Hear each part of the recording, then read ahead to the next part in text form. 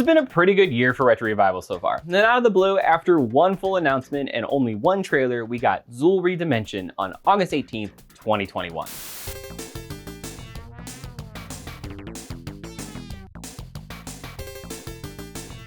But before we dive into what Zool is like in this remaster, we should have a quick refresher of the original release. Zool: Ninja of the Nth Dimension is a platformer about a gremlin ninja that was originally released in 1992 by Gremlin Graphics for Amiga. It was ported to just about everything, the Super Nintendo and Genesis versions being the versions a lot of people have likely had any experience with. Despite coming out strong on the Amiga, from what I've ever seen, it really isn't a fondly remembered game outside of some smaller circles and those longtime Amiga fans. Zool was another game part of that wave of fast-moving mascot craze following the mega success of Sonic, which is really its biggest downfall. As Zool, a gremlin of the Nth Dimension, a gremlin mascot from Gremlin Graphics, if you didn't catch that, you have crazy speed and your ninja skills such as clinging to walls to traverse the world.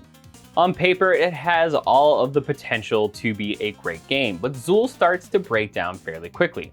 These ninja skills and super speed don't provide a fun, unique gaming experience and instead just make everything feel sloppy and unplayable for the most part.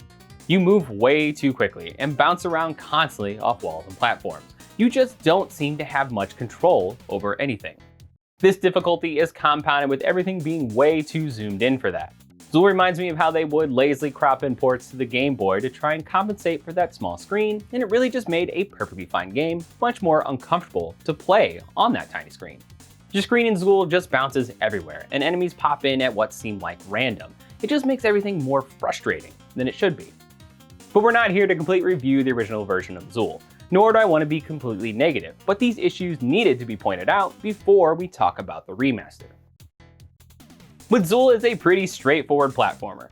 You generally go from left to right to complete a level, though not always, while either avoiding enemies or using your limited moveset to attack them. Honestly, the original version does have a lot of charms, even though I came at it with several negatives out of the gate. Art direction on the original versions are great. I love the overall character design and the environment designs. It has that nonsensical fantasy world building that ended up making other games like it famous. The first world where everything is made of candy certainly reminds me of something we'd see in games like Rayman several years later. Depending on the port, you might see some parallax scrolling in the background, or not, but they always seem to have a good palette choice for that system. If anything, I'd say the enemy designs are a bit bland, but that's a bit of a nitpick. Music is fun too, and each port of the game takes the tracks from the Amiga original and reworks them for the system. The compositions are very well done and complement the game, levels, and overall aesthetic. There's lots of weird syncopation that I oddly enjoy despite it sounding almost wrong a lot of the time, and I think the drum tracks are the weakest part here in some levels. But they are fun, energetic tracks with a bit of that rock influence. I'm surprised I haven't seen more bands cover these tracks over the years. Zool Redimension comes in now in 2021 to take that rough cut gem and polish it up, hoping to not only bring in the game into the modern fold, but to also give it some quality of life improvement. So let's take a deeper dive into Zool as a game and see what the new version does well and if it trips up anywhere. Interestingly, Zool Redimension was developed by not just Sumo Digital, but actually Sumo Digital Academy. Yes, technically this is a student project, and I don't think anyone would have known that had they not put that out there. And I definitely mean that in a good way. But Sumo Digital has ties to Gremlin Graphics, so this coming out of the Academy makes a lot of sense. When first starting up the game, you have several options in the menu. For just playing the game, you can either play it in Redimension mode, which adds a double jump and removes the item collecting requirements, or Classic mode, which removes the double jump and adds that requirement back in. We'll come back to all that in a minute. You also have some standard audio options as well, and a few video options. Most notably the screen overlay, which is on by default, and it's a terrible CRT and scanline filter that I definitely suggest leaving off. I understand the novelty, but it's just not needed. You also have some fun things like the Beastpedia, which talks about each enemy and character in the game and shows off their little sprite. Then you might notice the emulator option. This launches a built-in emulator that loads up the Sega Genesis version. It's an odd choice to be honest, but I think I know why they did it. I know I said most people are probably familiar with the Genesis or Super Nintendo version, but you would of course think they would have included the original Amiga or Amiga CD32 version. I'm sure this was done for ease though. Emulating a PC or a CD console from that era is harder than just running a Genesis emulator. On top of that, it's pretty obvious, especially if you play the two games back to back, that they focused on replicating the console games rather than the Amiga version.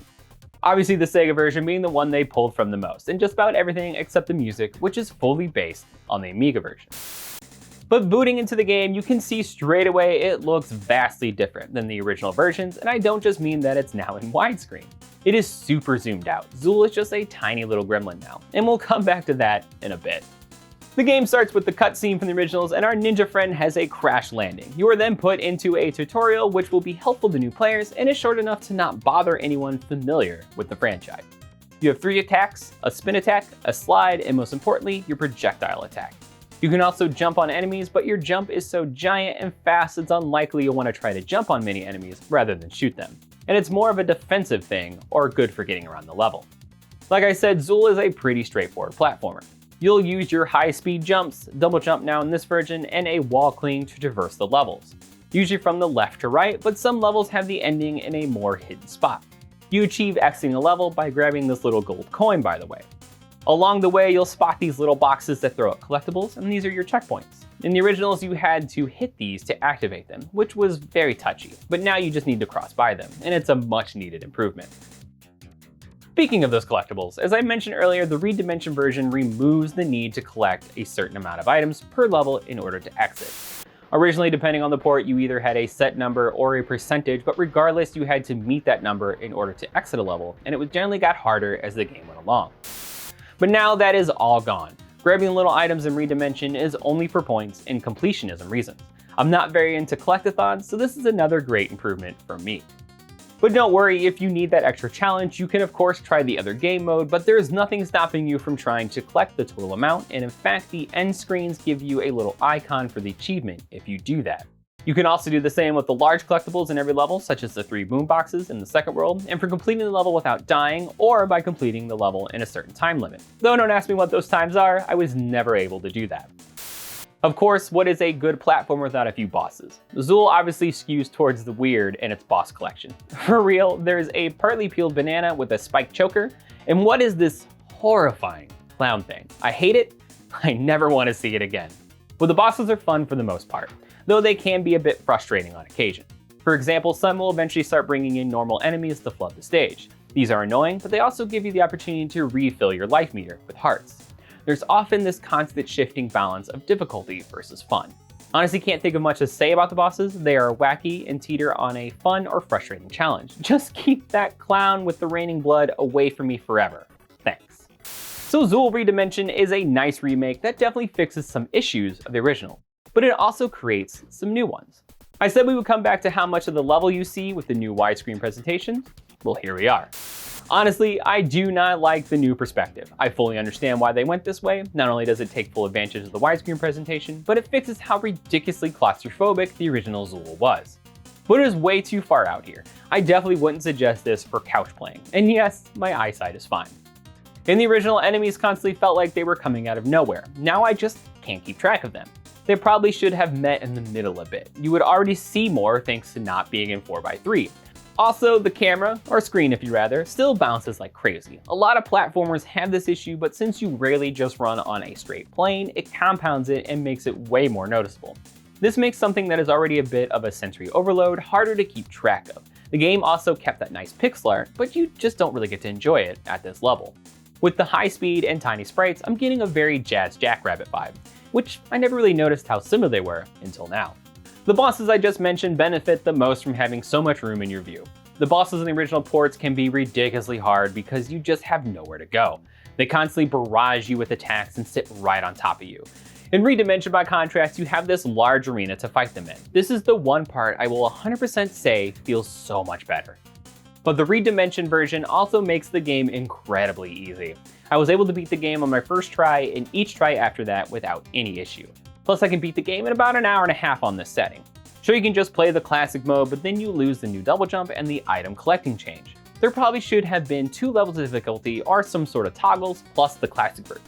I love the short classic platformers, as you know if you've been around this channel long enough, and it's one reason why I keep playing games from this era. And yes, not everything needs to be 20 hours long, but the point is worth bringing up. With the in-game clock, the achievement for completing levels as fast as possible, and how short the game is, I feel like this is another game hoping to grab streamers a little bit more than fans of Zool and the genre. If you're really into speedruns, Zool Redimension may be a game for you. Now I really did enjoy Zool Redimension, and it just has a few odd quirks. It made some great improvements to the original game in my opinion, and makes it way more playable than those versions ever were. But at the same time, it made some odd choices and maybe focused on a few things that maybe weren't needed. But I hope this is successful enough that we get Zool 2 as well, and I think the series deserves a bit more attention. It launched at $9.99 on Steam, and this is a great price for this package, and it's completely worth it. They really need to have this on consoles though, and it should have launched on Switch if nothing else. But that's all for me. Let me know what you think of Zool, and if you have any questions in the comments below, and maybe give the video a like. A big thanks to Secret Mode for providing the key for this review. I'm Kevin, and if this is your first time watching this retro gaming focused show I'd like to call Retroactive, please subscribe if you could. Thanks so much for watching, and I'll see you next time.